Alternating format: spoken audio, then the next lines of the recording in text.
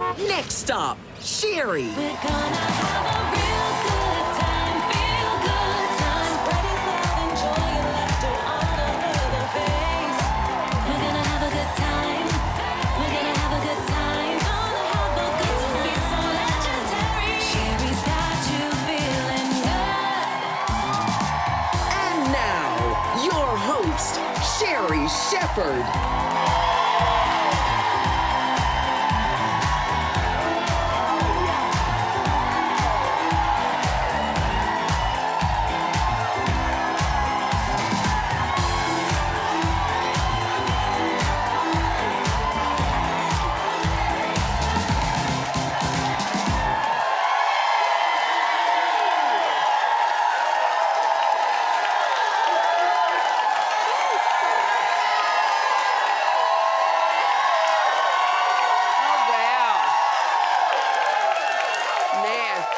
Wow. Hey, family.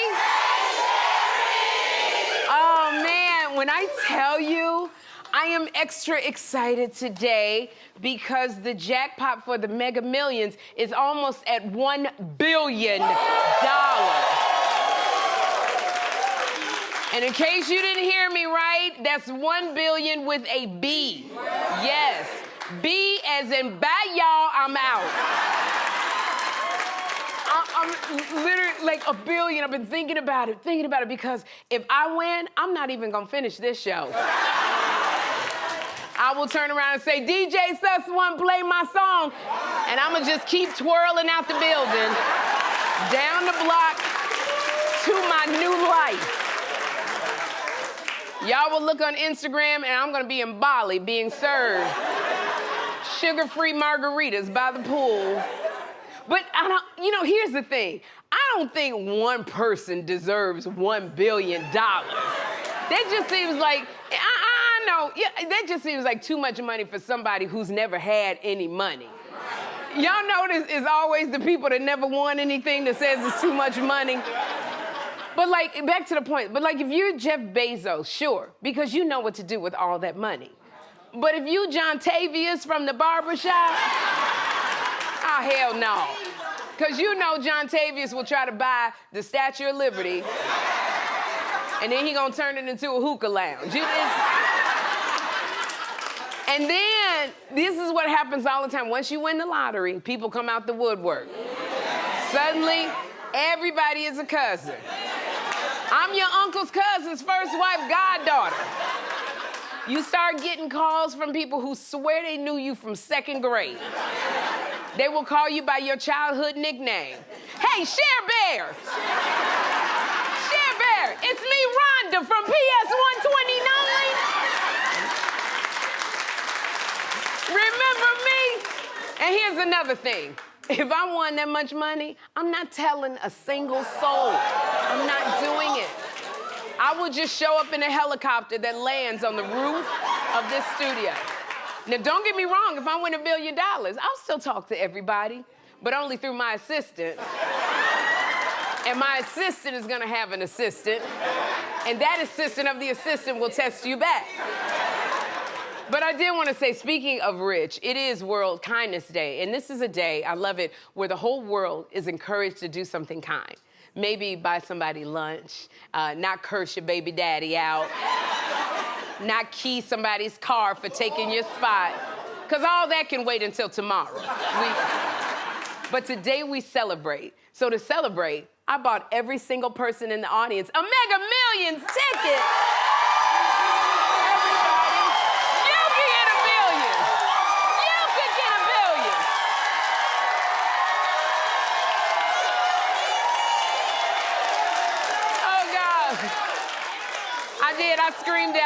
I screamed out. I said, you could get $1 billion, you could get $1 billion.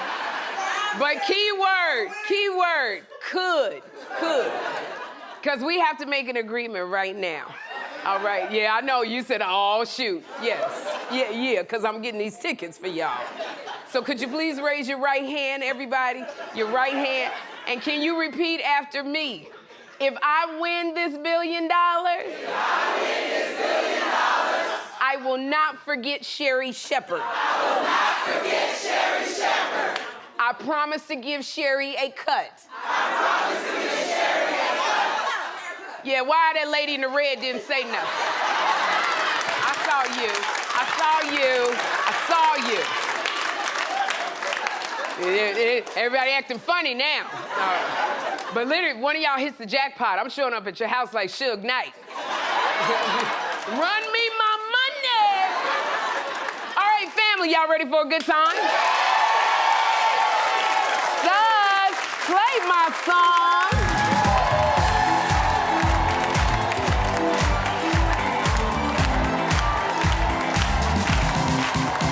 There we go.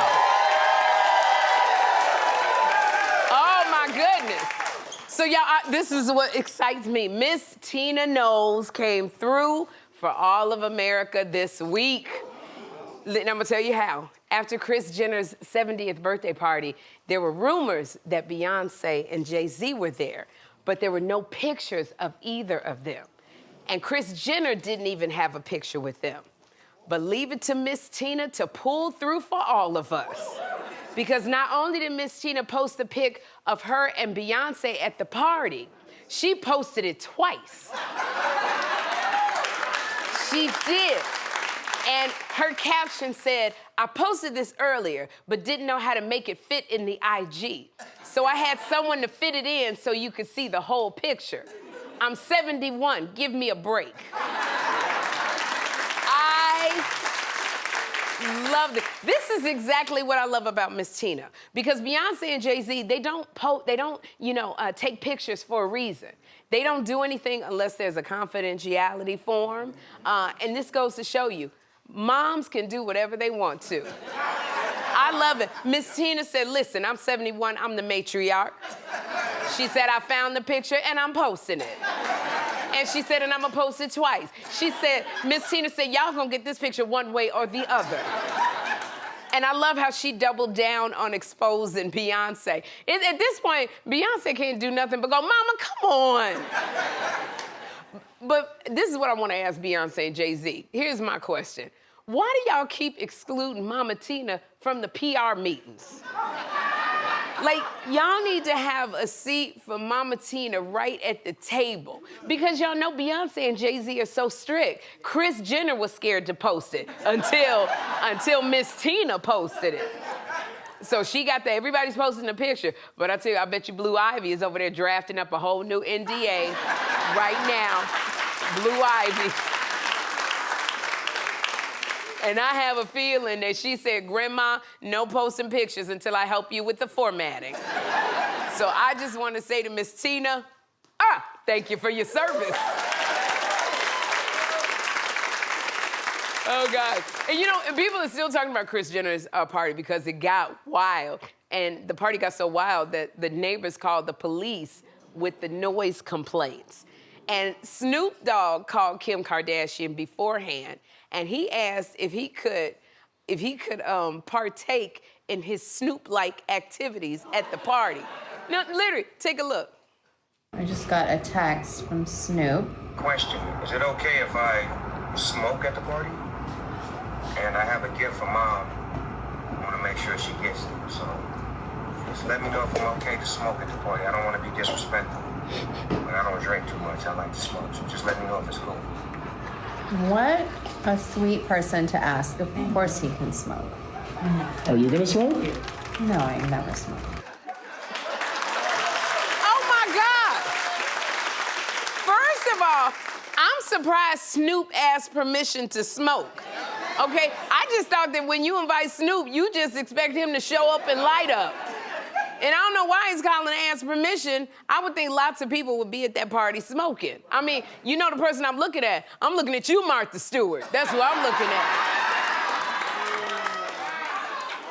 Martha, because Martha and Snoop was always together. I think Martha probably showed up with a bundt cake and a blunt cake.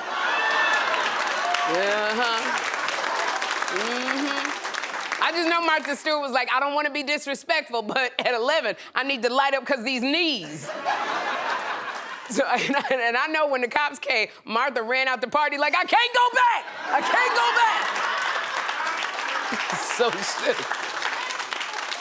So But I do want to say to Snoop, listen, Snoop, when you come to this show, when you come to the Sherri Show, you don't have to ask permission, because we can all have a real good time.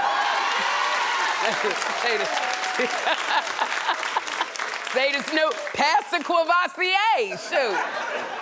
Oh my gosh, but Pete Davidson was back on our television screens this week and he was back on Saturday Night Live. He confessed something that tells me that some men should never be allowed to have money unsupervised. Because he and his co-star, Colin Jost, they reportedly got stoned and they bought a Staten Island ferry, okay? All right, here's the thing, they didn't buy a boat, not a yacht, not even a cute little kayak. They bought an old, out-of-service Staten Island ferry. And what they were hoping to do was turn it into an event space with 2 restaurants, 6 bars, a concert venue, and hotel rooms. Okay, you know what? That's exactly how you talk when you high. That's exactly the kind of stuff that you say.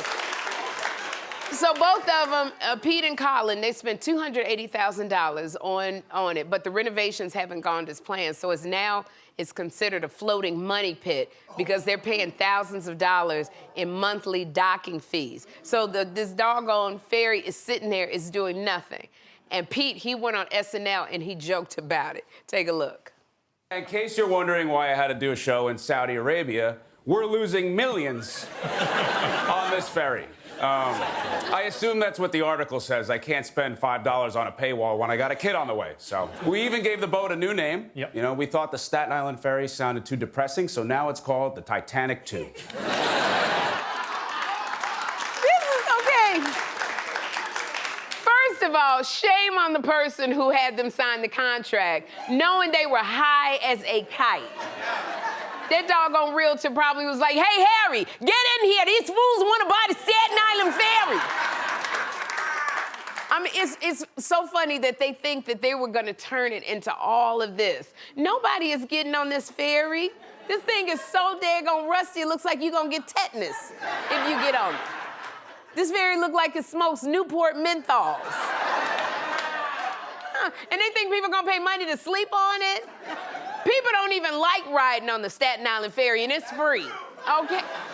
I don't know. Why do you think that it was decommissioned, Pete? If more than 13 people get on it, it looks like it's gonna sink. But here's the thing, that's the thing. When you drunk or you high, your dreams get real big. Because only somebody who is stoned out of their mind says, I'm gonna buy a ferry and turn it into a cruise ship. And when I think about it, ladies, only men do something this dumb. It's only men. Can I tell you? Because here's the thing, women get wine tipsy. And then when women get wine tipsy, we go online shopping for candles, fuzzy socks. Men get high and they buy ships that require Coast Guard clearance. Because I know when Colin Jost came home and said he bought a ferry, Scarlett Johansson was like, wait a minute, you bought a what? She said, I sent you out for a gallon of milk and you came back with a rusty ship. So Pete and Colin, good luck on turning this nothing into something, I guess. Oh my gosh. So y'all, my 500th show is next week. So it's time for Sherri's Fantastic 500. Hit it!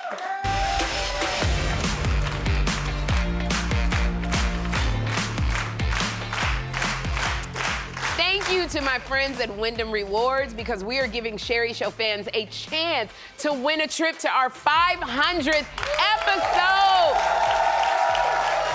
Man. So today's player is Jennifer from Auburn Hills, Michigan, who watches us on WJBK. Jennifer, are you excited to play? Beyond, yes. Beyond excited. All right, so Jennifer, we're gonna spin the wheel, okay? And we're gonna see what you land on. What game are you landing on? Okay, you're playing Good Time Rewind. So Jennifer, you're gonna have 15 seconds to answer this Sherri Show question. Here's your question. On September 22nd, 2025, what legendary comedian and star of The Upshaws was my first guest of season 4?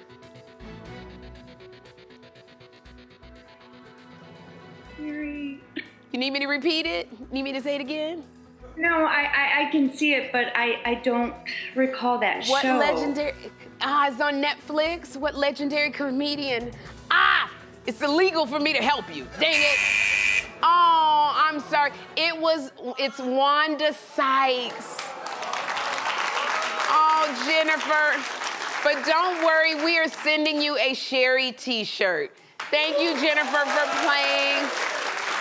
Y'all, up next, I'm chatting with Oscar-winning actress Da'Vine Joy Randolph.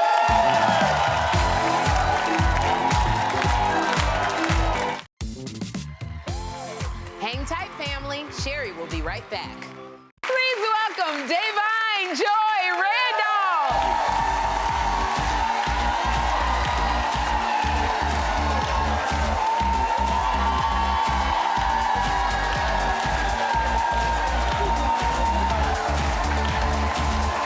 Yes, Diva.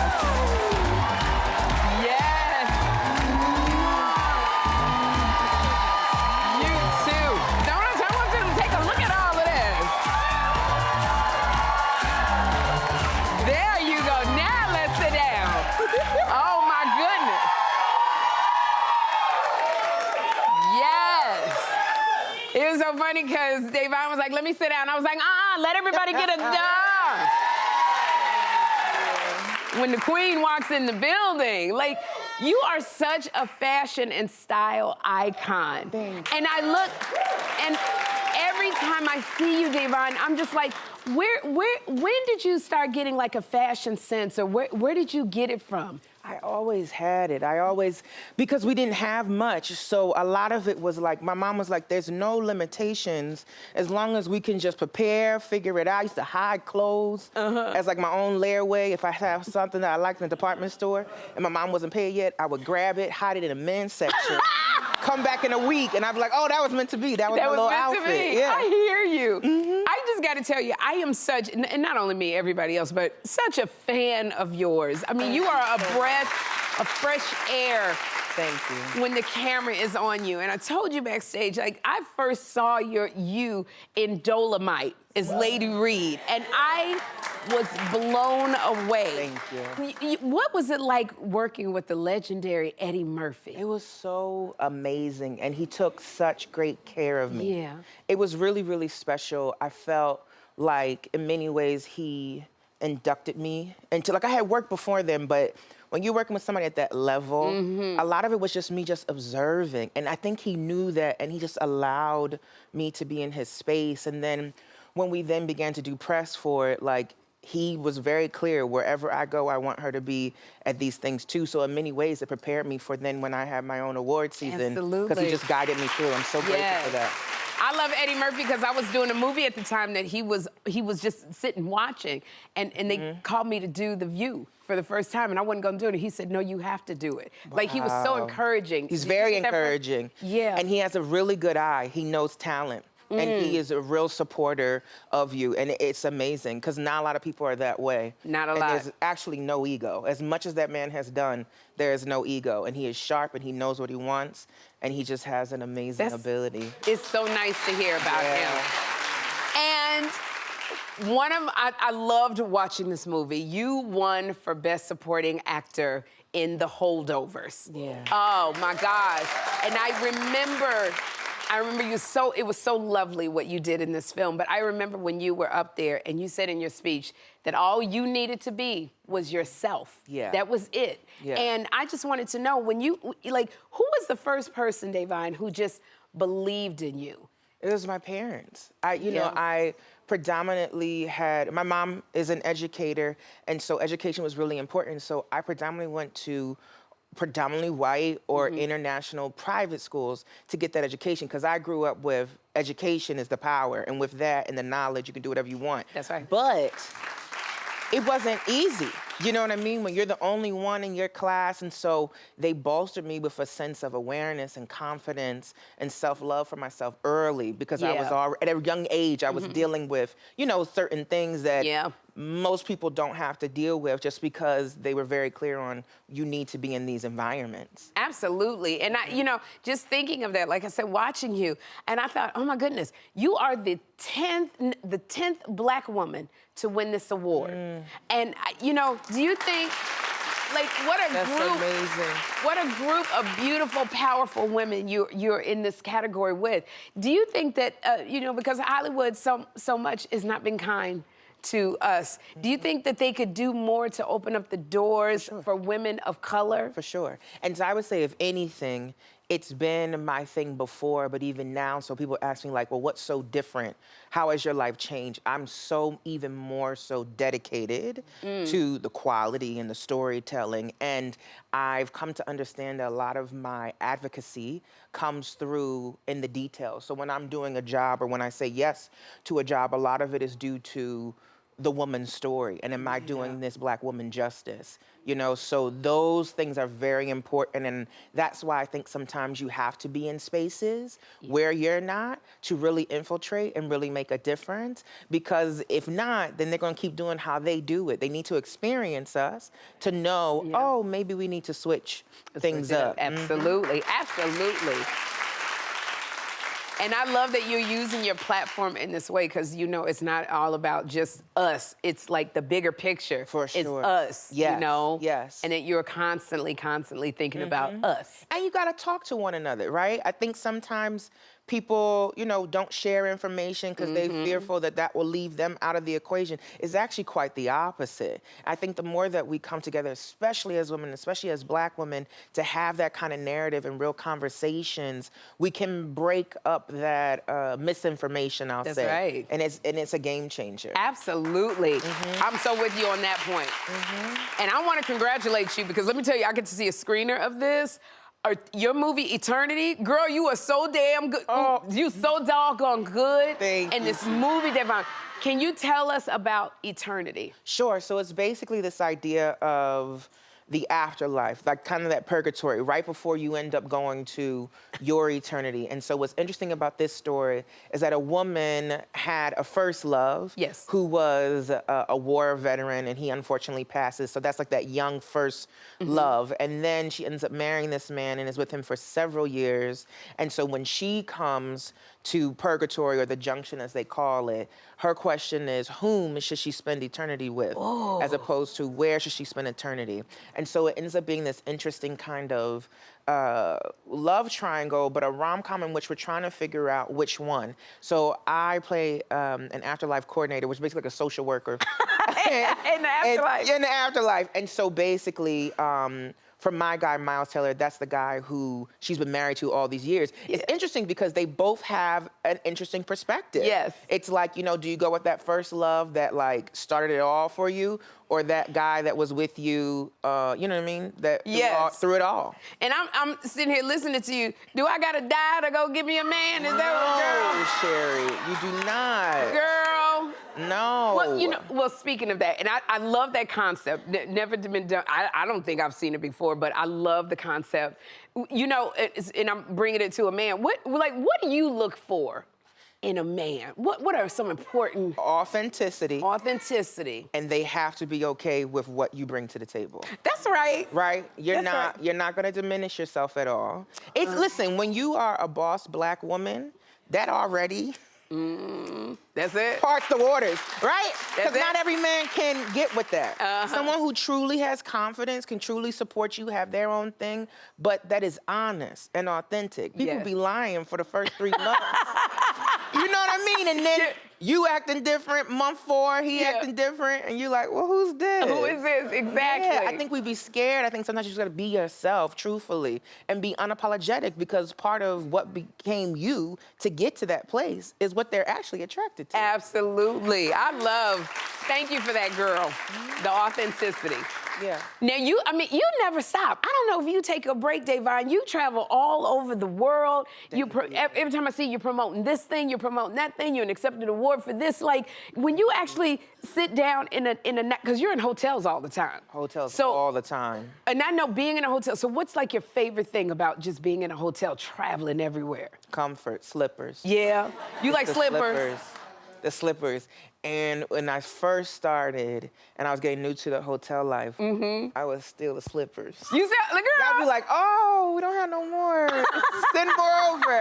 And I used to take the slippers and load them up in my suitcase and then bring them back home and be walking around the house with slippers. And those slippers, I'm telling you. Yeah. I take the slippers too, because I give them to people who come over to the house. That's right. And you give them the slippers. Yes. And some of these hotels, their slippers, they're nice. Very nice. Yeah, so I would call Very up and nice. I'll go, there were no slippers in my room. That's Can what y'all I bring do. me? You do that too? Absolutely. Girl, all the time. And the suitcase got 5 slippers. Suitcase, 5 slippers. It's like I bring a small suitcase for the slippers. Yes. I'm not lying. Yes. I take the slippers off the airplane. I take the slippers in the hotel room. Oh, yeah. I don't know if it's illegal because I'm giving myself away, but the slippers, Same. everything, those Everything, slippers. Because, yeah. you have to wear heels all the time. All the time. And I don't think people know you got to pace yourself. Yeah. That's long days. Yeah. Because at a certain point, those ankles will give out on you. They will give out. And they said, we told you. But like, when I walk in my heels, I look at everything and I go, how far is the walk? Oh, yeah. No. How far is the walk? Absolutely. Yes. I need to know how many stairs. Do you have an elevator in this building? That's right. Yeah. That's right. Everything. Well, because you talk about slippers, and I'm a slipper person too. I got you a gift. We got you a pair of Sherri slippers. Thank you. I hope that you like them, I Diva. do. Thank Because you. we had, and I said, do it up. We got to do the sequins no, and no, everything. it's Because this so for the queen cute. right here. So cute. Thank you. And I That's want to so thank kind. Davon. I just want to thank you for using your platform. I want to thank you because what would you tell young girls who might be feeling like they're not seen, but they look at you and want to do that thing? I think you just have to, it's funny. It makes me think of that movie, Sister Act 2, and it's a very simple line that I think at the time that I heard it, I kind of glossed over it, but I truly do believe if it is on your heart, and if that's something that God places on your spirit, that's not a mistake. You may not know how to get there, but I think being intentional of just being open to receiving, you'll be in alignment and it'll come to pass. You just have to have that patience. Davon, thank you for all of that. Woo!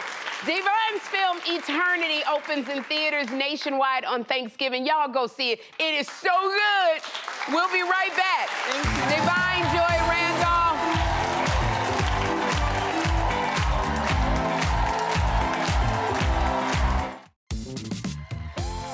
Hang tight, family. Sherri will be right back.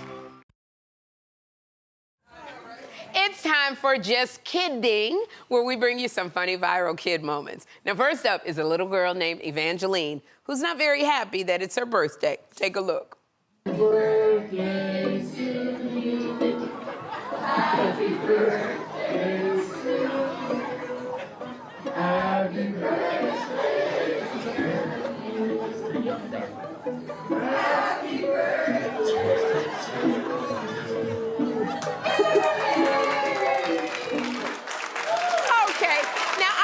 People get upset about getting older. But Evangeline, don't you think this is a bit premature? So next, we have Carter, whose eyes are bigger than his stomach. You're not eating anymore. More.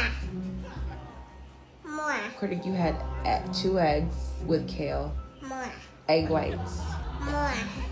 And 2 pancakes. More. And blueberries. Blueberries. You already had blueberries. Blueberries. Mm-hmm. More. Let's let our mind catch up to our stomach, okay? Now see, unfortunately, this is the downside to having boys. They're always hungry. Mine is grown and still acts like this. More, more. Now, kids are constantly discovering new things. Look what happens with little Ren when he tries a lemon for the first time. Good. What's it taste like? Lemon. Try this side.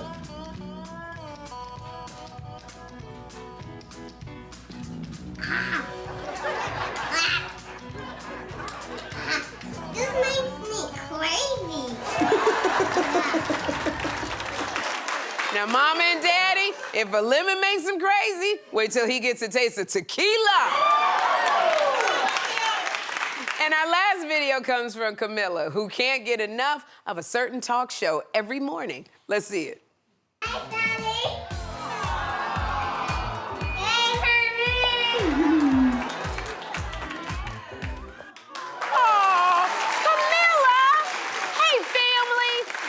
Thank you for being one of my littlest fans. And you know what? I am going to send you your very own Sherri t-shirt so that you can wear it next time you watch me.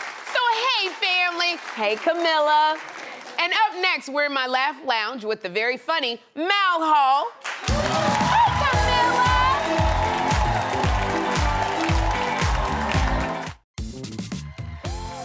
Hang tight, family. Sherri will be right back.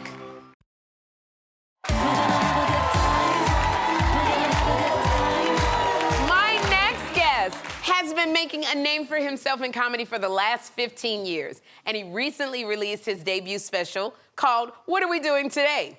Please welcome to my Laugh Lounge, Mal Hall. So, Mal, I know that you're a dad of 3. Can you tell me, what is your parenting style? My style, Sherri, it might be controversial. I lie to my kids. That's my style. You do? Millennial parents don't know. You're allowed to lie to your kids. I think lying to your kids is how you find out if you have a smart kid. How long does it take for them to realize this is a lie, you know? Like, if you lie to your kids and they figure out your lie over and over, that's amazing news. Like, this is a muscle. Let's work it. Scholarships, let's go. But if you lie to your kid and you could use the same lie days into weeks, weeks into months, and it works the same every time, that's also amazing news. Because now you know who's in your house, and you can get used to living with this kid for 35 or 40 years. Oh my gosh. But Mal, is there anything that you should not lie to your kids? You definitely do not lie to your kids about your financial situation, okay? I'm the oldest of 4 kids, single mom. Shout out all the moms, especially single moms. Yes. We were poor growing up. My mom never told us that we were poor, and she didn't want us to grow up with a poor person mentality, thinking we couldn't do things or be whatever we wanted to be. But you need to let your kids know where they're at, because I found out that we were poor in public, and that's embarrassing. Scars you for life. I remember the day, Sherri, the day. I'm 10 years old, 4th grade. I'm at a sleepover at my friend's house. It's dinner time. I say to my friend's mom, I go, "Excuse me, where's your ketchup drawer?" Okay? If you're laughing, you were poor as hell growing up. My friend's mom looked at me and she goes, "Mal, what do you mean ketchup drawer?" I was like, "Where do you keep your ketchup?" She's like, "In the fridge." That was the first time I saw ketchup in a bottle. I was like, "Whoa! That's a lot of ketchup. How many packets did you have to split?" That's not how we got ketchup. No, man. Oh, gosh. I had a ketchup drawer. Oh, my gosh. So you've been a dad for 6 years. 6 years. Okay, so how has that changed you? You know, I'm still a new dad. I feel like I'm still probably more dude than dad at this point, but I feel dad things are happening. Like 6 months ago, I thought I was coming down with allergies, and I walked into a room in my house with lights on, no people, and my blood started boiling. That's the level that I'm at now of dadhood. I'm aware of all the lights on in the house, and I'm angry that they're on. No, as a dude, I never noticed lights on, but now I go into rooms, lights on, no people. I'm like, who's in here? Who's using this electricity? What is... No one's in there, Sherri. It's me condescending furniture because my wife and kids don't care. They don't care that the lights are running. That's where I'm at. Oh, gosh. Yeah. So, you know, speaking of your wife, like, do you and your wife parent differently? Yes. Yeah. My wife is white. Okay.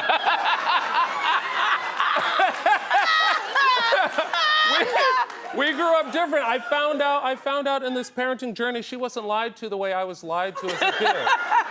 I found out because I'm an on-time parent, and I told my son, the 6-year-old, I'm like, "Buddy, I need to see you with your socks and shoes on by the door in the next 3 minutes. Otherwise, we might have to leave you here, okay?" And she popped up behind me immediately, and she was like, we would never leave you here by yourself. That's child abuse. And I was like, what the hell are you doing, man? Trap me at the lights like this? That's not... She's like, you can't lie to him like that. I'm like, that was not a lie. That was motivation. need to get out of here on time. What are we doing? We were all lied to, though. We were all lied to. Everyone in this audience, when you guys were kids, did your parents tell you it was illegal to use the dome light in the car? Yes. How did that get around the world pre-internet? Here's the crazy thing about that lie. Is like, I'm 41 years old. If you're in my car at night and you need to find something, that light is on and then off immediately, because as a 41-year-old dad, I'm still not sure if that's true or not. I don't want to go to jail finding out. Oh, gosh. And I love this relationship you and your wife have. But, like, what do you guys do for fun, you and your wife? Okay, so our favorite thing is to eavesdrop on couples that are fighting in public. That's our favorite. That's our favorite. I love eavesdropping. Eavesdropping is like people watching, but with the sound on. You can hear what's happening. And you always see the couple that you can notice a couple that's fighting because they're yelling at each other. Yeah. But they're yelling at each other without opening their mouth. Yeah. Chill, babe, chill. I love like, you see them and it's like, look, babe, like all of us that are in couples, like when it's your fight, we can agree it's no fun. But when you see two people together having a hard time in public, that's the best reality show of all time. I make sure I tell my wife, I'm like, hold my hand, look at them. Look at them. Our love is stronger than their love, babe. Look at that. Kiss me right now. They could see us. Kiss me right now. Oh, Mel, you are, oh my gosh, score 10. Thank you so much for being here, Mel. Y'all, oh my gosh, our love is better than their love.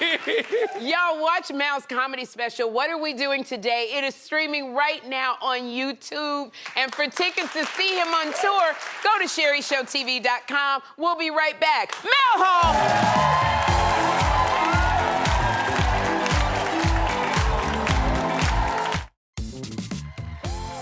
Hang tight, family. Sherri will be right back.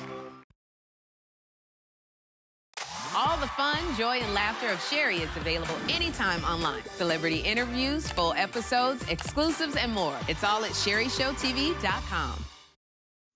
Time to play Celebrity Face Race. Now, our contestants are Davo from Maryland. There we go. And Deidre from Georgia. All right, so Davo and Deidre, your puzzle pieces are scattered in the audience. Okay. All right, there you see them. So here are your clues. She's a pop singer who loves a good espresso. If you look at her, you'll see she is short and sweet. All right, we're gonna put 45 seconds on that clock. Get ready, get set, go! Come on, oh, Davo and Deidre. Oh, he's taking all the pieces. Davo and Deidre, come on. There we go. Come on, come on, Deidre. You can do this. Come on, Deidre. You gotta go. You gotta go up this way. Come on, Deidre. Oh, Deidre. Davo's not playing around. Oh, my goodness. Deidre. Oh, my goodness. Davo, what are you doing? Oh! Deidre! I'm glad. I love the love. Today is Loving Kindness Day. Davo wins. And today's face is Sabrina Carpenter. So, Davo, you have won a $250. I love how you holding the card. But Davo, you've won a $250 gift card to 54 Below, where you're going to enjoy performances from Broadway's best and enjoy delicious dining. Yes. And Deidre, we're going to send you home with the Sherri T-shirt. And y'all, we'll be right back.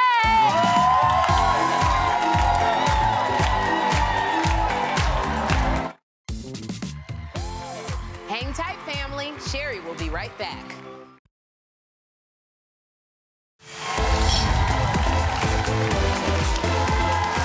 It's Caption Crunch Time. And earlier in the show, I asked my Sherri family to caption this photo of me with a hottie in our Love Island Halloween costumes. So first, Kamini Prasad wrote how Sherri got her groove back.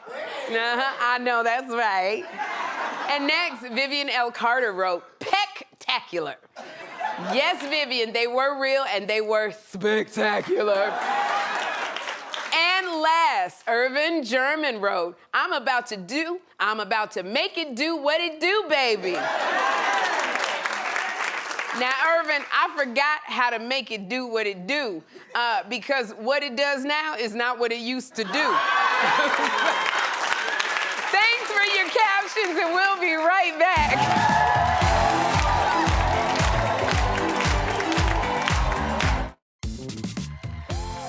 Hang tight, family. Sherri will be right back. All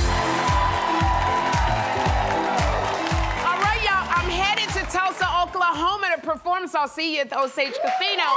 And I hope something on today's show put a smile on your face tomorrow. Actor Jay Ellis will be here, so join us then for the best time in daytime. Bye.